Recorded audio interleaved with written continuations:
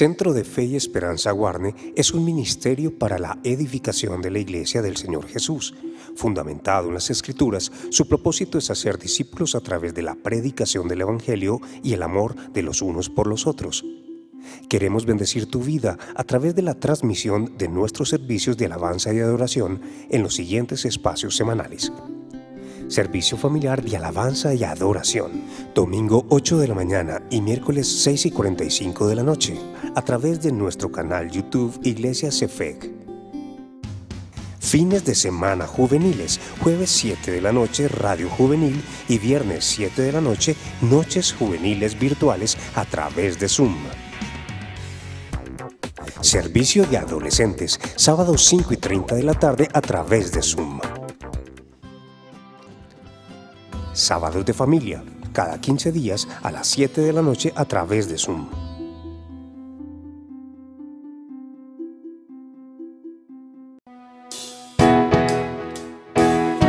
Gracias, Señor, porque tú has sido tan fiel, Dios. Hemos podido ver tu misericordia, que es grande, Señor.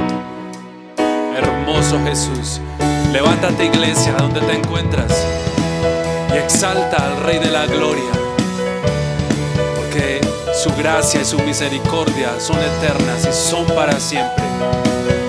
Cántalo conmigo. Señor, eres fiel. Señor, eres fiel y tu misericordia es eterna. Señor, eres fiel y tu misericordia es eterna. Señor, eres fiel y tu misericordia es eterna. Gracias, Señor. Señor, eres fiel y tu misericordia es eterna. Gente de toda lengua y nación, de generación a generación te adoramos hoy. Aleluya, aleluya, te adoramos hoy. El Señor, te adoramos hoy. Aleluya, aleluya, te adoramos hoy. El Señor, tú eres fiel. Clamamos tu fidelidad, Señor Dios. Levantamos nuestras voces a declarar que tú eres bueno y eres fiel.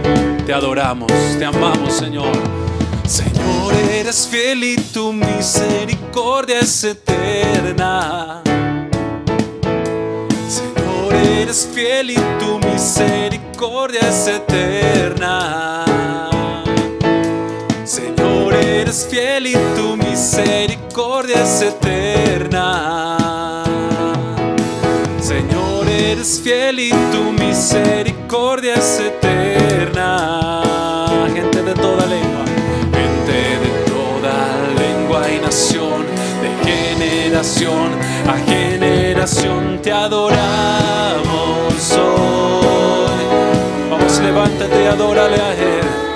No importa las circunstancias, Él ha sido fiel. Dile gracias, Señor.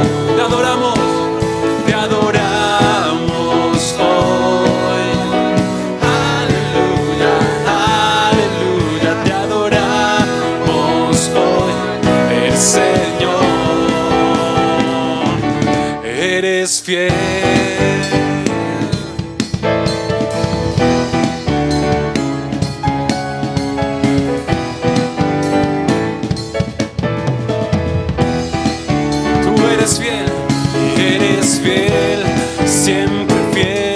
Siempre fiel, eres fiel, eres fiel, siempre fiel, siempre fiel, tú eres fiel,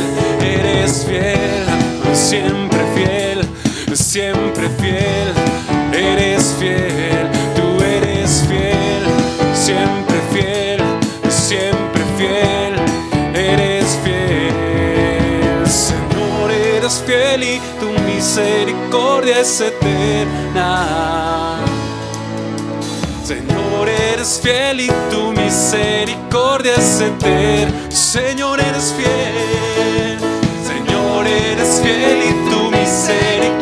es eterna. Canta de su fidelidad. Señor, eres fiel y tu misericordia es eterna. Gente de toda lengua y gente de toda lengua y nación, de generación a generación, te adoramos hoy. Aleluya, aleluya, te adoramos hoy. El Señor, alábalo, y te adoramos hoy. Aleluya, aleluya, te adoramos hoy. El Señor, tú eres Señor, eres Señor, tú eres Señor, eres fiel y no hay otro como tú, Señor. Te adoramos, oh Jesús. Te adoramos por lo que tú eres, Señor. Te adoramos porque eres grande y maravilloso. Tu palabra dice, Señor, el apóstol Pablo dijo, 1 Corintios 2:17, mas nosotros tenemos la mente de Cristo. Señor, que haya en nosotros el mismo sentir que también hubo en ti, Dios mío. Queremos vivir para servirte y ser siervos para tu gloria, Señor. Gracias, Señor.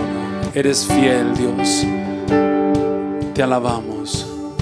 Siendo en forma de Dios, Rey de toda la creación, de siervo se vistió, hasta lo sumo se humilló, sufrió la muerte en sumisión.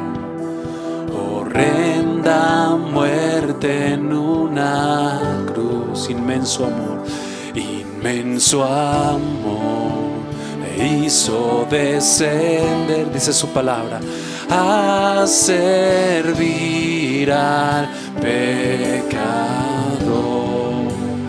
Gracia sin igual, Cristo demostró, dio su vida a mi favor. Por eso vas a decirle hoy, Señor, pon en mí la misma mente que hubo en Cristo. Hazme un siervo para tu gloria. Tomaré mi cruz, tomaré mi cruz, te seguiré, Jesús. Hazme un siervo para tu gloria. Hazme un siervo para ti, Señor. Soberano e inmortal, coronado en majestad, lavando mis pies. Inocente, inocente, tú cargaste toda mi iniquidad, Señor, tomando mi lugar, tomando así mi lugar. Herido fue por mi transgresión y en silencio padeció por mi rebelión, por mi rebelión. Sangre derramó y por su muerte vivo yo. Pon en mí la misma mente. Yo quiero ser, Señor, hazme un siervo para tu gloria. Tomaré mi cruz, te seguiré, Jesús. Hazme un siervo para tu gloria. Pon en mí la misma mente. Pon en mí la misma mente que hubo en Cristo. Hazme un siervo para tu gloria.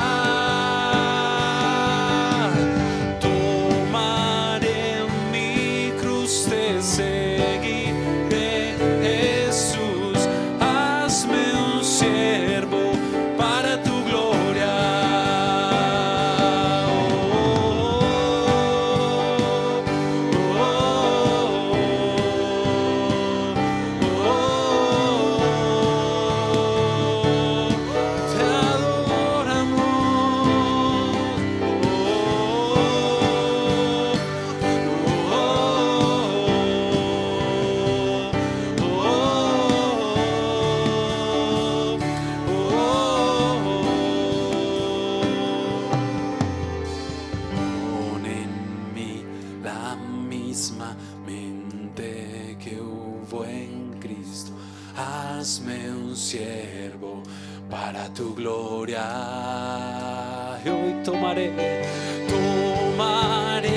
mi cruz, te seguiré. Jesús, hazme un siervo para tu gloria.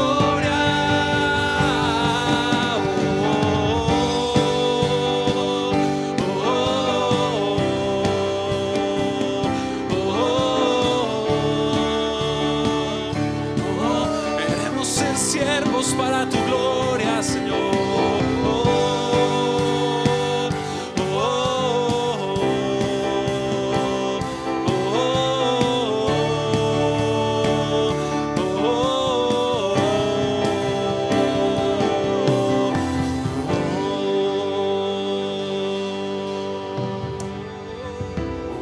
Pon en mí la misma mente. Pon en mí la misma mente, Señor, que hubo en ti, y hacer tu voluntad, Señor. Haz en mí, Señor, conforme a tu voluntad.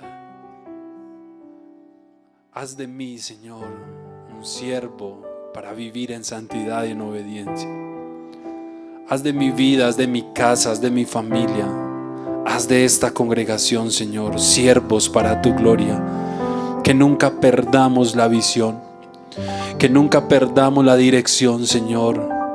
Que siempre haya en nosotros el mismo sentir que hubo en ti, el sentir de amar, el sentir de entregarlo todo, el sentir de servir a los demás, el sentir, Señor, de hacer las cosas con amor para ti, con pasión, con entrega, Señor. Que no perdamos esto, Dios. Yo clamo por esta congregación para que cada día vivan para tu gloria. Hemos sido hechos, hemos sido creados para vivir solo para tu gloria, Señor, para gloria y alabanza de tu nombre. Solo en tu presencia hallamos satisfacción, felicidad, todo lo que necesitemos. Sanidad, libertad, salvación, redención, solo en tu presencia, Señor. Encuentro sanidad, encuentro libertad en tu presencia.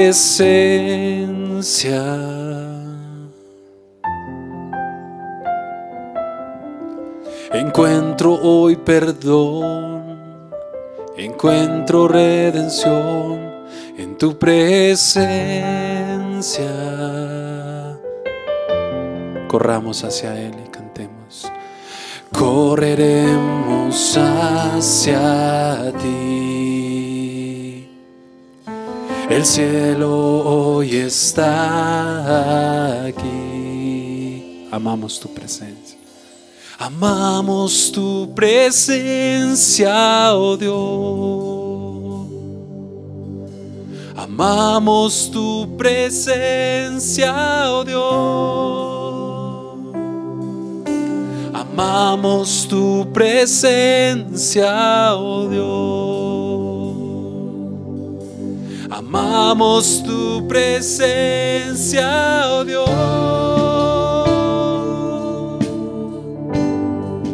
Encuentro sanidad, encuentro sanidad, encuentro libertad en tu presencia.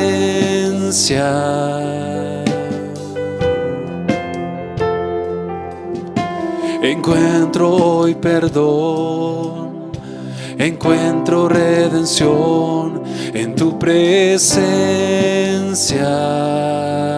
Por eso corremos hacia ti, Señor, y correremos hacia ti. El cielo hoy está aquí. Amamos tu presencia, oh Dios. Amamos tu presencia, oh Dios. Amamos tu presencia, oh Dios, que es lo más grande, Dios. amamos tu presencia, oh Dios.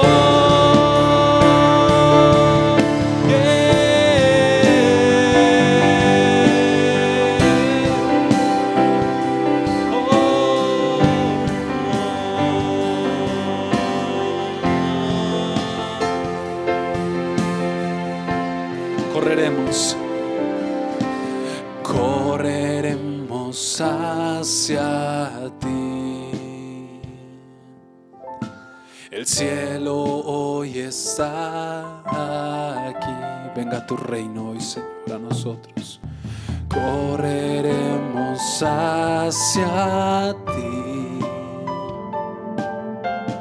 El cielo hoy está aquí. Amamos tu presencia, oh Dios.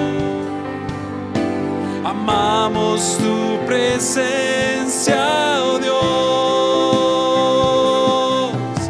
Amamos tu presencia, oh Dios.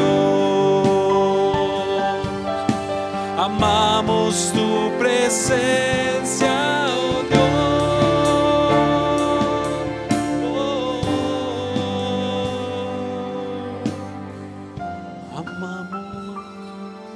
Presencia.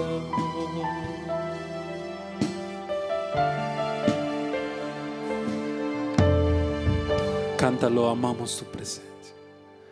Amamos tu presencia, oh Dios. Amamos tu presencia, oh Dios. Amamos tu presencia, oh Dios. Amamos tu presencia, oh Dios. Así es, Señor. Que el gobierno tuyo reine en nuestras vidas. Que el cielo venga a nosotros, Señor. Tu reino en nuestras vidas. Y podamos vivir en obediencia, en santidad. Tú eres el reino, mi Jesús. El Dios prometido, el Salvador de toda la humanidad.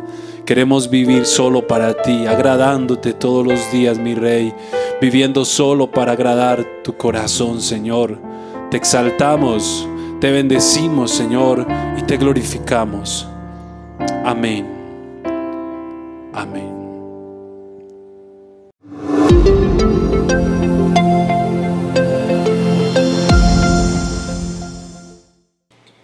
Buenas noches, hermanos, Dios les bendiga mucho. ¿Qué tal si oramos para empezar este tiempo de compartir el maravilloso Evangelio de Jesucristo? Señor, te damos muchas gracias por la oportunidad que nos brindas de venir delante de ti esta noche y venir a tu palabra en un mismo sentir, en un mismo anhelo, en un mismo propósito, en un mismo espíritu. A pesar de que no estamos juntos, pero nos une una coinonía, una relación con el Espíritu Santo. A pesar de que no estamos juntos, nos une el mismo mover espiritual. Tu santa unción nos mueve el mismo Evangelio y el mismo Señor. Gracias. Venimos juntos entonces a pesar de la distancia, pero venimos juntos a buscar en tu escritura tu glorioso nombre, tus palabras, tus mandamientos, tus estatutos. Venimos a buscarte a ti, oh Dios, nuestro Salvador. Dios nuestro y pueblo tuyo somos. Ayúdanos, Señor, pues necesitamos aprender tantas cosas y tratar con tantas situaciones en nuestro corazón, en nuestro interior. Ayúdanos, Señor, que te amemos de corazón y no de palabras. Que te amemos, Señor, desde el fondo de nuestro ser y no tan solo de labios para afuera. Gracias en el nombre de Jesús, por Jesucristo y por su sacrificio eterno, el cual es suficiente para brindarnos la redención y entrada a tu glorioso reino. En el nombre de Jesús, amén y amén. Mis hermanos, Dios les bendiga. Me alegra mucho saludarles. Me alegra muchísimo estar con ustedes en esta oportunidad, anhelando que pronto estemos juntos una vez más.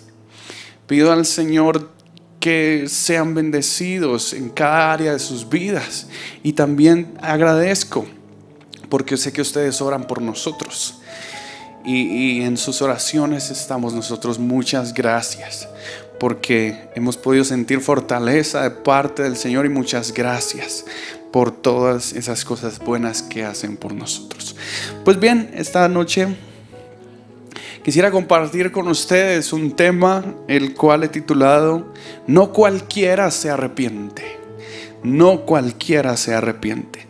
Permítanme empezar hablándoles de un libro del Antiguo Testamento, el primero de los 12 profetas menores, y es el libro del profeta Oseas. Oseas estuvo en un contexto bastante difícil en aquella época para predicar y llevar el mensaje de Dios.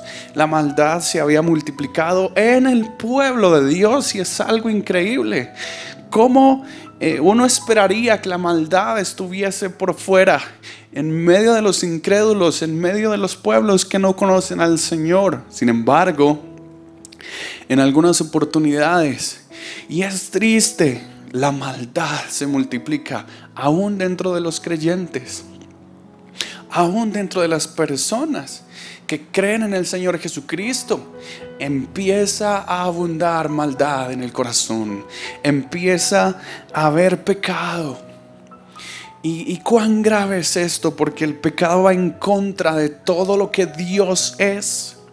El pecado va en total contravía a la santidad, a la presencia del Dios eterno. Entonces, Oseas está habitando en una época donde el pueblo se extravió y dejó atrás los mandamientos y los estatutos de Dios. Dejó atrás la verdad de Dios y la cambiaron por la maldad de sus corazones. Es un ambiente realmente triste y un contexto realmente perverso el que está viviendo el profeta Oseas. Así que el Señor se presenta ante él, un hombre piadoso, y le entrega una verdad para llevar al pueblo. Y entonces Oseas empieza su ministerio y nos deja este bonito legado de su libro, un libro que está escrito en prosa. Es un libro profético, pero a la vez es poético. Y hice el ejercicio esta semana de leer todo el libro. Le invito, hermano y hermana, a que se haga el ejercicio. Son 14 capítulos, pero son muy cortos, y uno se demora algo más de una hora haciendo este ejercicio. Leer todo el libro del profeta Oseas y contextualizarnos de la situación que este hombre está viviendo. Pues bien, déjeme decirle que el libro nos presenta una disertación entre Dios y su pueblo. Dios se presenta en este libro como un esposo fiel, el cual se está siendo traicionado por su esposa. Dios se presenta con ese carácter inmutable y misericordioso ante un pueblo que ha decidido adulterar espiritualmente, que ha decidido abandonar los principios. Entonces, a Dios se le ocurre una idea para ilustrar al pueblo lo vergonzoso de lo que está haciendo, y le pide al profeta Oseas: ve y toma a una mujer prostituta por esposa. La idea de Dios era que a través del matrimonio del profeta Oseas, Dios pudiese mostrar al pueblo cómo ellos se prostituyeron con sus pecados, se prostituyeron con la idolatría y con la maldad de sus corazones. Entonces, en ese contexto es que fue escrito el libro, y allí está Dios disertando, mostrando la maldad del pueblo. Pero el pueblo tenía excusas. porque no cualquiera se arrepiente. A veces ponemos excusas de por medio. A veces tratamos de justificarnos delante de Dios. A veces tenemos algo que pensar, algo que opinar y decimos esto o aquello. Qué interesante entonces ver cómo Dios diserta, pero la gente se excusa. Y entonces Dios se presenta y me gustaría tratar algunos puntos con ustedes. El nombre del profeta significa salvación. Dios es Salvador. Entonces vemos un carácter. En primer lugar, Dios se presenta tal y como es. Y yo creo que de los atributos de Dios, de esos atributos que solo le pertenecen a Dios, hay muchos muy maravillosos y sorprendentes todos. Quizás uno de los que más me sorprenden a mí, aunque todos son para mí maravillosos, pero quizás uno de los que más me sorprende a mí es la inmutabilidad de Dios. Dios nunca cambia. A pesar de las circunstancias, de las eras, de las edades, Dios nunca cambia. Y así lo expresa el profeta Malaquías. En el libro de Malaquías capítulo 3, versículo 6, y me gustaría que usted me acompañara a este pasaje. Malaquías capítulo 3, verso 6. Dice de la siguiente manera. Dice: porque yo, Jehová, no cambio. Por esto, hijos de Jacob, no habéis sido consumidos. ¿Y sabe algo? De acuerdo a lo que dice este pasaje y al contexto bíblico en general, la única cosa que nos mantiene fuera del infierno a nosotros es la inmutabilidad de Dios. El hecho de que Dios nos sustenta y nos sigue sustentando. Si Dios retirara por un momento su mano, nosotros todos seríamos consumidos. Porque dice la Escritura: por cuanto todos hemos pecado. Entonces esa inmutabilidad de Dios, ese carácter precioso del Señor que le hace ser el mismo por las eras y las edades, el mismo Dios de generación en generación, es el que sustenta. Dios se presenta al pueblo en el contexto de Oseas como ese Dios inmutable, ese Dios que es, ha sido y seguirá siendo misericordioso y santo. Ese Dios que es, ha sido y seguirá siendo el Dios de toda la creación por todas las eras, por todas las épocas, todas las edades. Dios es Dios. Y así se presenta entonces en los pasajes. Qué rico, de verdad, le animo una vez más a que usted pudiese leer el libro completo del profeta Oseas. Ahora, ¿qué conocía el pueblo de Israel? ¿Conocía atributos de Dios? Por supuesto que sí. Ellos sabían que Dios era inmutable. Ellos sabían que Dios todavía les sustentaba. Además sabían que Dios, y es un principio que no podemos olvidar, mis hermanos, Dios es un Dios grande en misericordia. ¿Recuerdan ustedes ese pasaje? Es un pasaje que está en el libro de Números capítulo 14. El pueblo conocía esta ley de Dios, conocía el libro de Números. Todos los judíos lo conocían porque tenían que memorizarlo de niños. Números capítulo 14. En el versículo 18 dice la Escritura: Jehová, o el Señor, salva, tardo para la ira y grande en misericordia, que perdona la iniquidad y la rebelión, aunque de ningún modo tendrá por inocente al culpable, que visita la maldad de los padres sobre los hijos, hasta los terceros y hasta los cuartos. Pero tomamos solamente la primera parte, que es la parte que el pueblo de Dios en los tiempos de Oseas tomó. Dice: Jehová, tardo para la ira y grande en misericordia, que perdona la iniquidad y la rebelión. Hasta ahí tomó el principio el pueblo en los tiempos de Oseas. Pero desafortunadamente olvidaron la siguiente parte. La siguiente parte dice: de ningún modo tendrá por inocente al culpable. A veces tomamos atributos de Dios, pero se nos olvidan otros. Se nos olvida otros, como por ejemplo que Dios es justo. En fin, no es el tema en este momento, pero el pueblo de Israel conocía que Dios era inmutable y que además era grande en misericordia. Y tal vez eso hizo que el pueblo de Dios se relajara un poco, no lo sé. Porque además el pueblo de Dios también conocía que el Señor les había salvado una y otra vez. Siempre que ellos se rebelaban, pero se arrepentían, el Señor venía a su ayuda y les salvaba. Nosotros los cristianos sabemos que Dios es nuestro Salvador.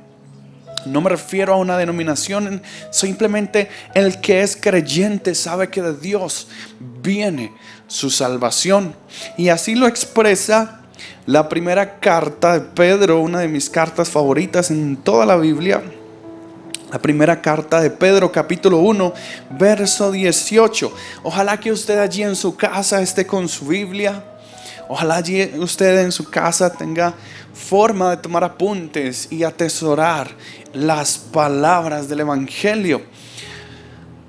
Primera de Pedro 1:18 dice: sabiendo que fuisteis rescatados de vuestra vana manera de vivir, la cual recibisteis de vuestros padres, no con cosas corruptibles como oro o plata, sino con la sangre preciosa de Cristo, como un cordero sin mancha y sin contaminación. Conocemos que Dios es Salvador. Aquí dice la Biblia que nosotros heredamos una manera vana de vivir. Alguna vez me preguntaba: ¿quién le enseña a un niño pequeño el mal? No sé si usted se ha hecho esa pregunta. Nosotros tenemos que enseñarle a un niño pequeño a hacer lo que es bueno. Tenemos que enseñarle a distinguir lo que es aceptable o lo que es peligroso para él. Pero a veces los niños empiezan a mentir y uno se pregunta: ¿quién le enseñó esto? Y es porque tenemos una inclinación a hacer lo malo. Él no necesita que alguien lo enseñe. Esto es lo que dice Pedro, que nosotros hemos heredado una vana manera de vivir, y sin embargo la preciosa sangre de Cristo vino para cubrir esa mancha, para limpiarnos de pecado. En Hebreos dice que la sangre de los toros y de los machos, de las ovejas, no podían quitar el pecado. Solamente la sangre de Cristo. Esto era algo que cubría el pecado momentáneamente, pero realmente todos necesitábamos del sacrificio de Cristo Jesús. Entonces, volviendo al contexto de Oseas, es interesante ver cómo el pueblo conocía de Dios, de un Dios inmutable. Cómo el pueblo conocía de un Dios que es grande en misericordia, y cómo el pueblo sabía la historia de sus antepasados, cómo Dios los había salvado y los había librado una y otra vez de diferentes maneras. Sin embargo, no cualquiera se arrepiente. El pueblo de Dios expresa, y este va a ser el verso central. Ojalá lo pudiésemos memorizar. Este va a ser el verso central del mensaje que está en el libro de Oseas, capítulo 6. Vamos a leer los primeros 3 versículos por ahora. Lo voy a leer en la traducción lenguaje actual, ¿de acuerdo? Entonces dice: entonces, Oseas capítulo 6 verso 1: entonces los israelitas dijeron. Miren lo que dijo el pueblo cuando Dios los confrontó, cuando Dios les mostró su maldad. el pueblo dijo: volvamos a Dios. Aunque Él nos ha castigado mucho, también nos dará su perdón. Verdad central de la Biblia. Dios nos da su perdón. Dice: 2 o 3 días le serán suficientes para restaurarnos por completo. Verso 3, uno de los versos más bellos de todo el libro, y yo diría que de todo el Antiguo Testamento, dice: volvamos a Dios. Si lo hacemos así, Él vendrá a buscarnos, vendrá como el sol de cada día, como las primeras lluvias que caen en primavera. Es decir, el pueblo de Dios estaba dando por cierto que Dios les podía salvar. Para ellos la salvación de Dios era tan cierta como que el sol se alza sobre el firmamento o como que las lluvias vienen en la primavera. Para ellos era un hecho, una realidad, y lo están confesando con su boca. El pueblo dice, y quisiera volver a leerlo: si volvamos a Dios, si lo hacemos así, Él vendrá a buscarnos. Vendrá como el sol de cada día, como las primeras lluvias que caen en primavera. Entonces mire lo que el pueblo empieza a declarar. Empieza a declarar las verdades bíblicas acerca del carácter de Dios que ellos conocían. El versículo 2 habla de un Dios milagroso. No era falta de fe en lo que había en sus corazones. Ellos conocían. No era falta de conocimiento. El versículo 2 expresa lo grandioso que es el Señor. Dice: 2 o 3 días les serán suficientes para restaurarnos por completo. Ellos conocían que estaban en una situación realmente difícil, en decadencia total y a punto de ser exterminados, y aún así declaran: el Señor en 2 o 3 días puede cambiar nuestra suerte para siempre. Entonces yo lo que observo es un pueblo que sí conocía las verdades de la Escritura y que estaban seguros del carácter maravilloso del Señor. Y yo veo un pueblo que era consciente de que si se volvían a Dios, Él les daría su perdón. Sin embargo, a pesar de la conciencia de esto, a pesar de que era una verdad bíblica fundamental y que estaban tratando de volver a Dios, volvernos, recordemos que uno de los significados de volverse es arrepentirse. Cuando yo voy en dirección al pecado y estoy pecando, entonces arrepentirme no es llorar y lamentarme por lo que he hecho, pero persistir en lo que estoy haciendo. Hemos aprendido muchas veces que eso no es un arrepentimiento. El arrepentimiento genuino es cambiar de dirección de una forma radical. El arrepentimiento genuino es dejar de pecar.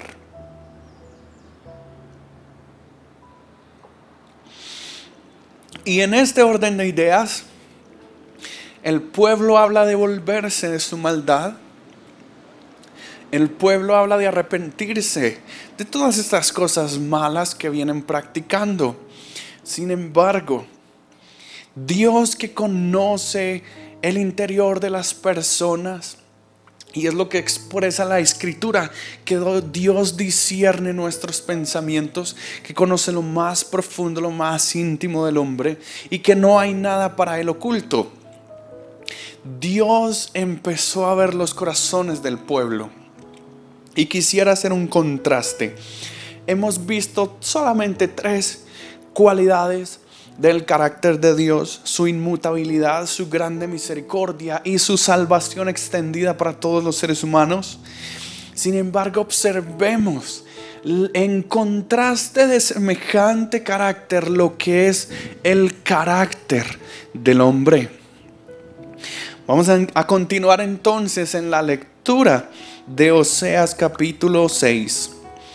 el versículo 4, y por favor vamos a leer desde el versículo 4 hasta el versículo 6. Algunas Biblias tienen allí un título que dice: Dios responde a Israel. Entonces a Dios, que es inmensamente sabio, no se le escapó la verdadera condición del corazón de ellos, porque no cualquiera realmente logra arrepentirse.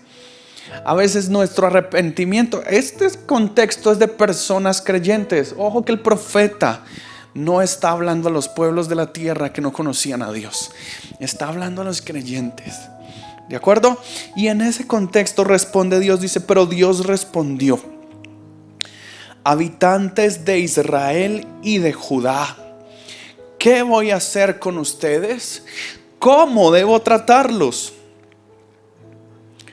Continúa el versículo 4 diciendo, y es una escena desgarradora. Dice: ustedes dicen que me aman, pero su amor es como la niebla y como el rocío de la mañana. Muy pronto desaparecerá. Por eso el mensaje que les di por medio de mis profetas fue como un rayo destructor que les trajo muerte. Ustedes me traen ofrendas, pero eso no es lo que quiero. Lo que quiero es que me amen y que me reconozcan como su Dios. Traducción lenguaje actual, versículos 4, 5 y 6 de el capítulo 6 de Oseas. Es decir, Dios observa a esta gente que sí cree en Él y que así conoce la verdad de la Escritura. Pero al mismo tiempo Dios conoció sus corazones y les dice allí en el versículo 4: si ustedes dicen que me aman, pero su amor es como la niebla y como el rocío de la mañana, muy pronto desaparecerá. Entonces el contraste entre el carácter de Dios y el carácter del hombre, el contraste entre lo que Dios es y lo que es el hombre. Aquí tenemos a un pueblo reconociendo: si nos volvemos a Dios, Él nos perdonará y vendrá. Como decía el versículo 3, Él vendrá como el sol de cada día, como las primeras lluvias de la primavera. Y es una realidad.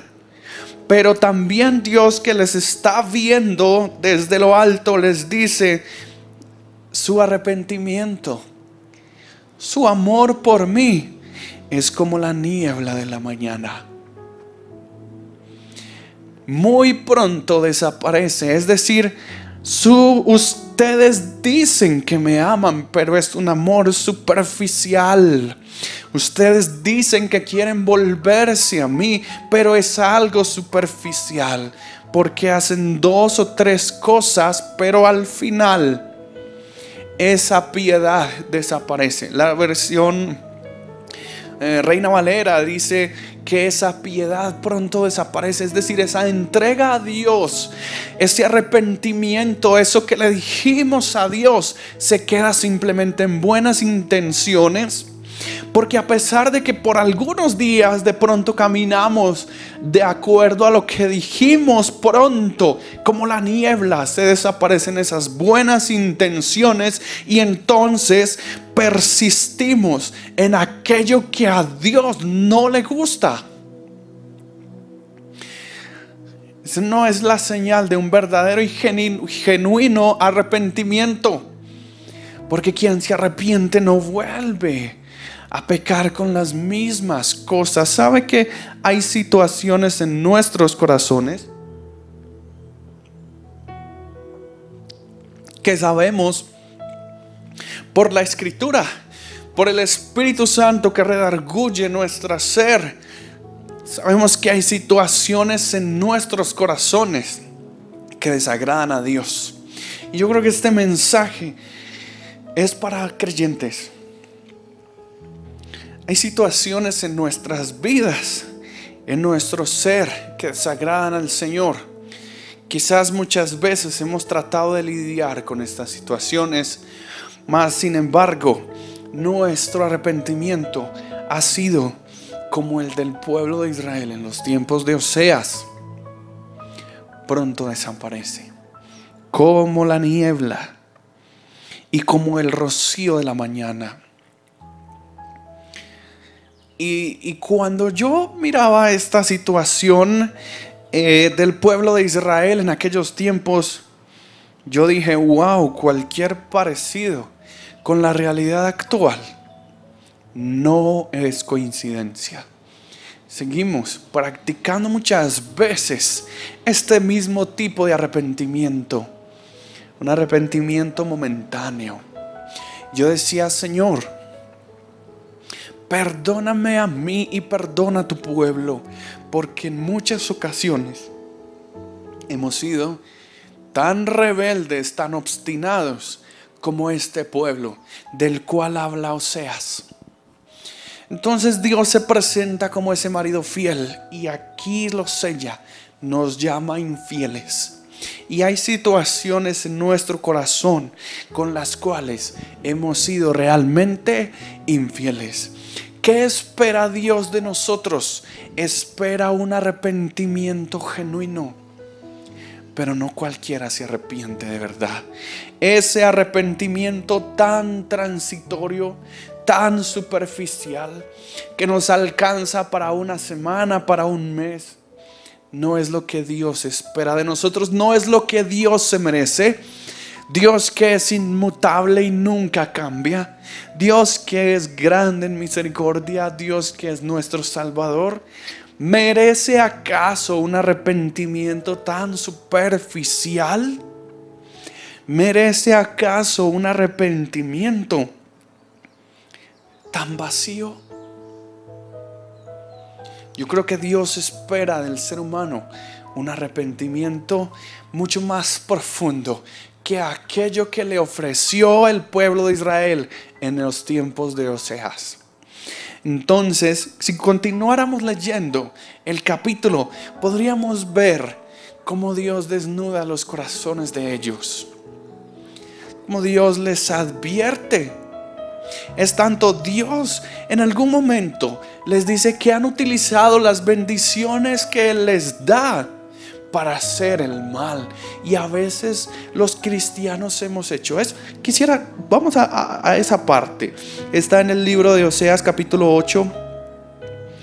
Si no estoy mal, está en el versículo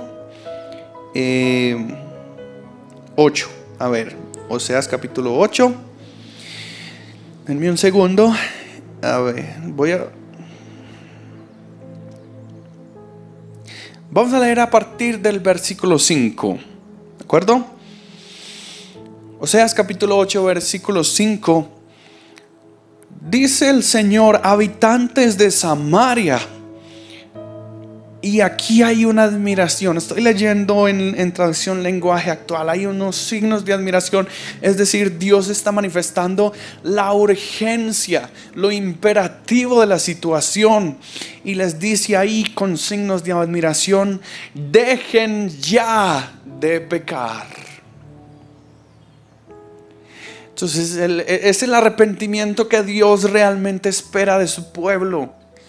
Que dejemos ya esas situaciones que en nuestro interior sabemos que no le agradan a Dios. Tenemos que limpiarnos, es urgente, dice la Biblia. Dejen ya de pecar. Y continúa diciendo: estoy muy enojado con ustedes porque adoran a ese toro. Es tan solo un Dios falso, hecho por ustedes mismos, pero yo lo haré pedazos. Dice: si no me obedecen, recibirán su castigo. Sus campos no darán fruto, y si llegaran a darlo, servirán de alimento para gente extraña. Israel quedará en ruinas, será la burla de todas las naciones. Mi pueblo anda solo y perdido, como un perro callejero. Ha pedido ayuda a los asirios, pero de nada les servirá pagar impuestos, ni a Asiria ni a las otras naciones. Yo lo enviaré como prisionero a otras lejanas naciones. Y continúa el pasaje advirtiendo acerca del justo juicio de Dios. Allí mismo en el capítulo 8, Dios les dice cómo Él les multiplicó el oro y la plata, pero el pueblo utilizó ese oro y esa plata para hacer ídolos. Si no estoy mal, está en el versículo 4. Dice: cuando eligieron a sus reyes no me tomaron en cuenta, cuando nombraron a sus jefes no me pidieron consejo, ellos mismos se hicieron daño al fabricarse ídolos de oro y plata. Note esto, note que el pueblo estaba totalmente lejano o divorciado de Dios en sus decisiones.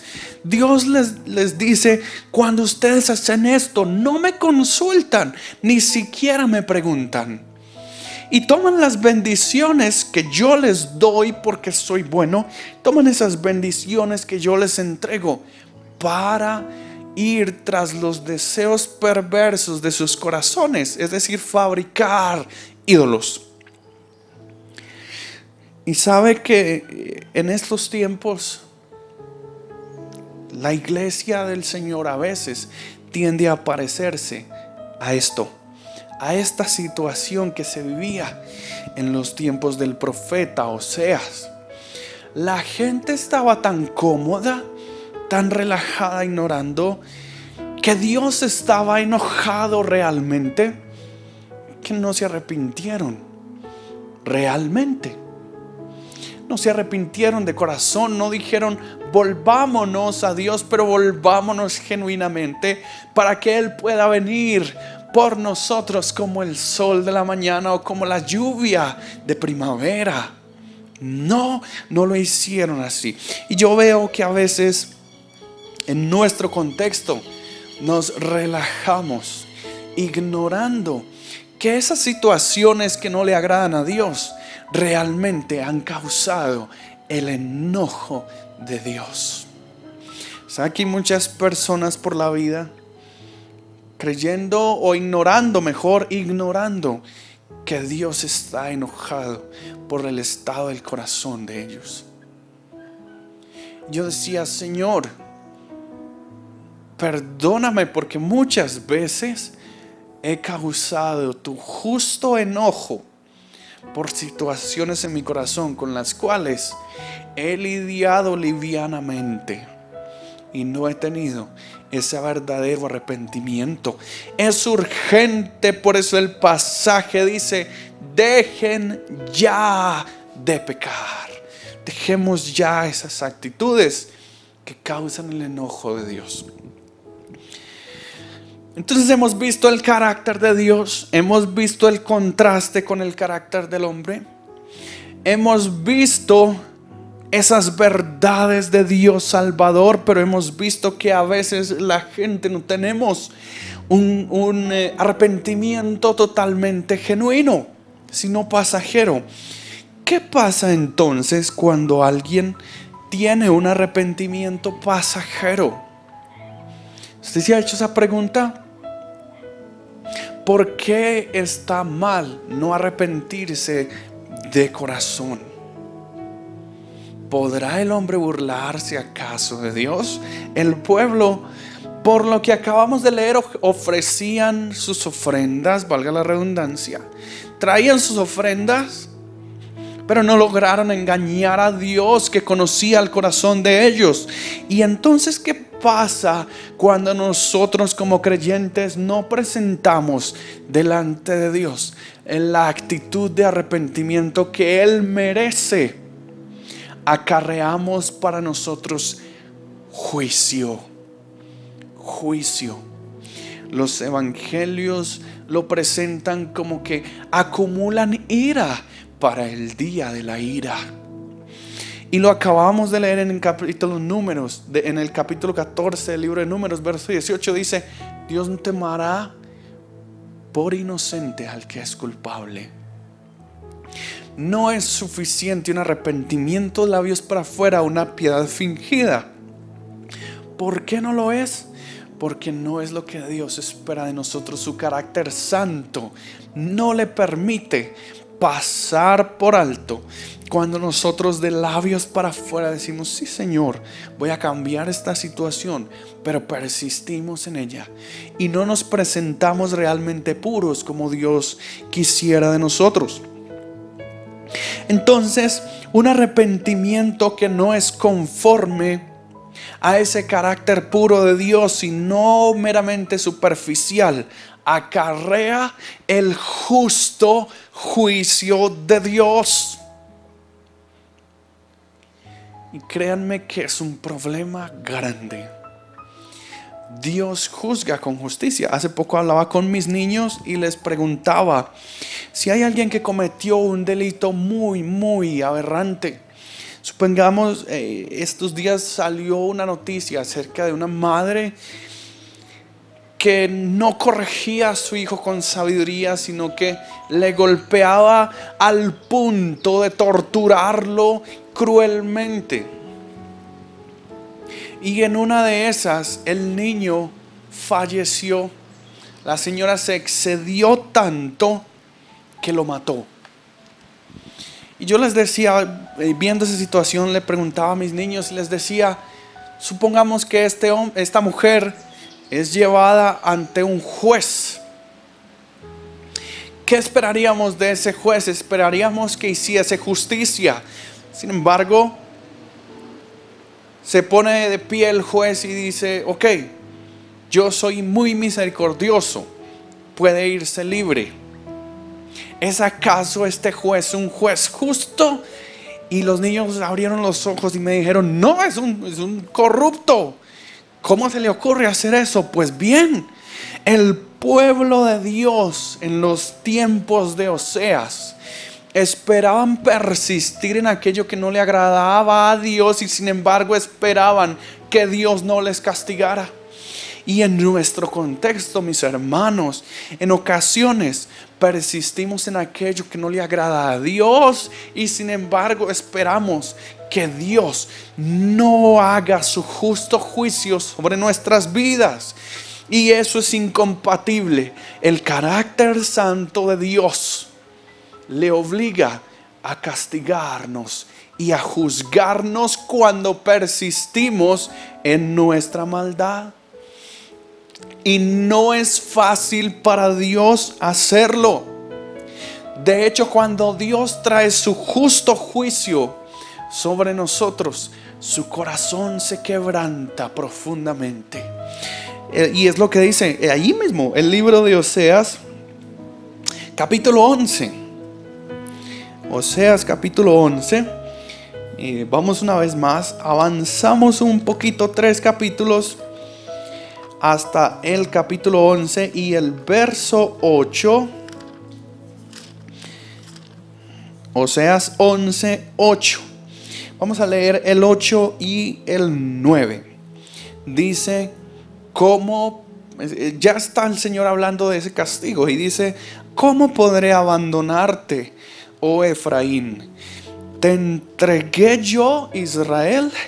¿Cómo podré yo hacerte como Adma o ponerte como Seboim?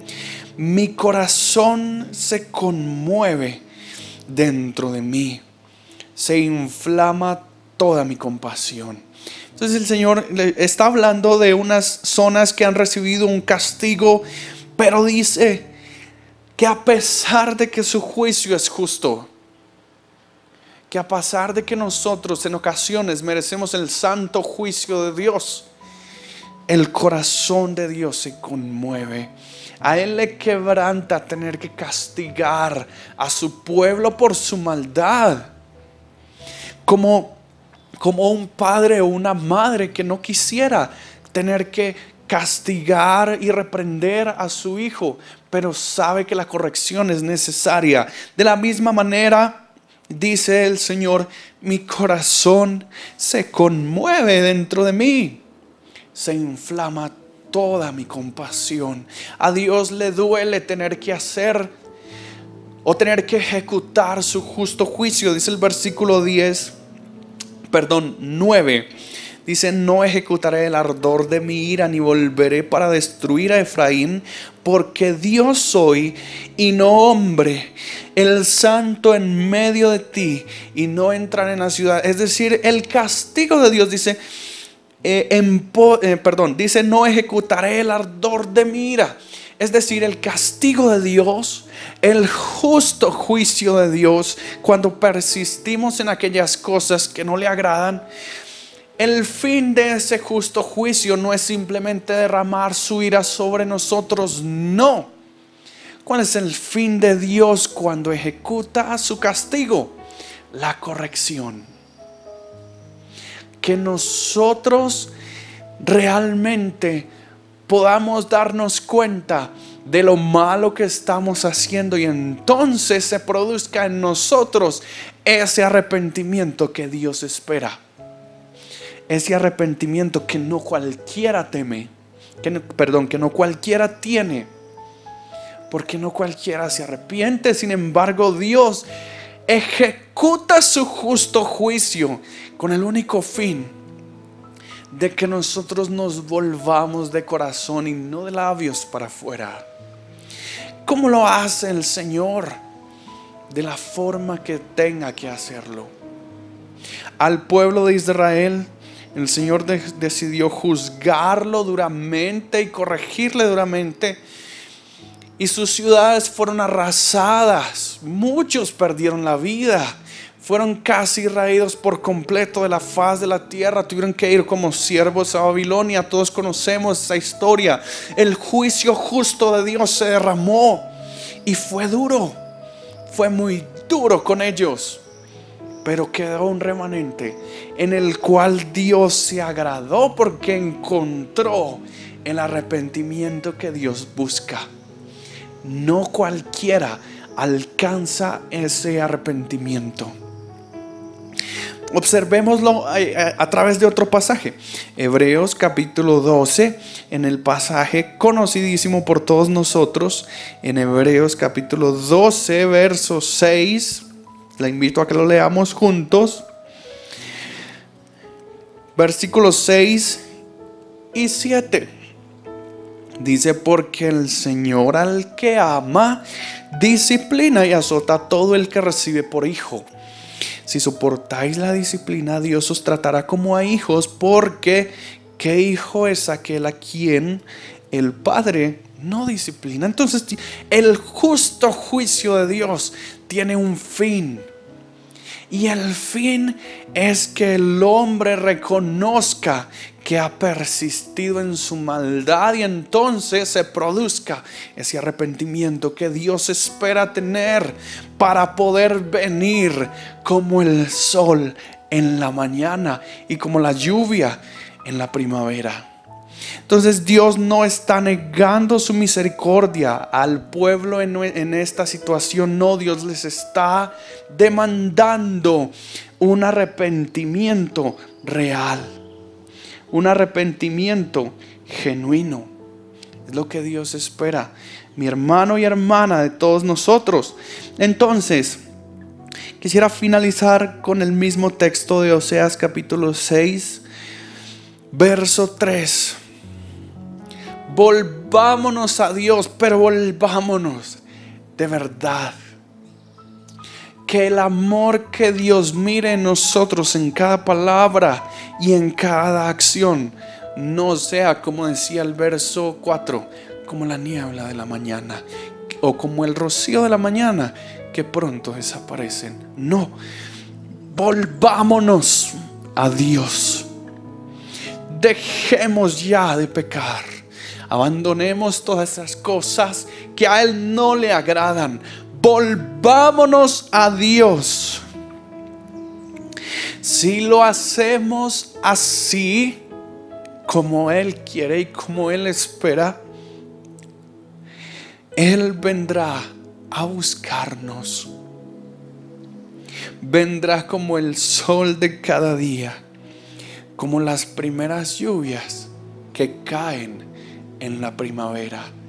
No acumulemos más ira para el día de la ira. No acumulemos más juicios sobre nosotros. Volvámonos de verdad. Nuestro amado Señor y Padre Celestial, nos presentamos delante de ti sabiendo que tú conoces y disciernes lo más profundo de nuestro ser y nuestros más íntimos pensamientos. Yo te pido que en nuestros corazones siempre haya el sentir de volvernos a ti genuinamente y no tan solo de palabras, Señor.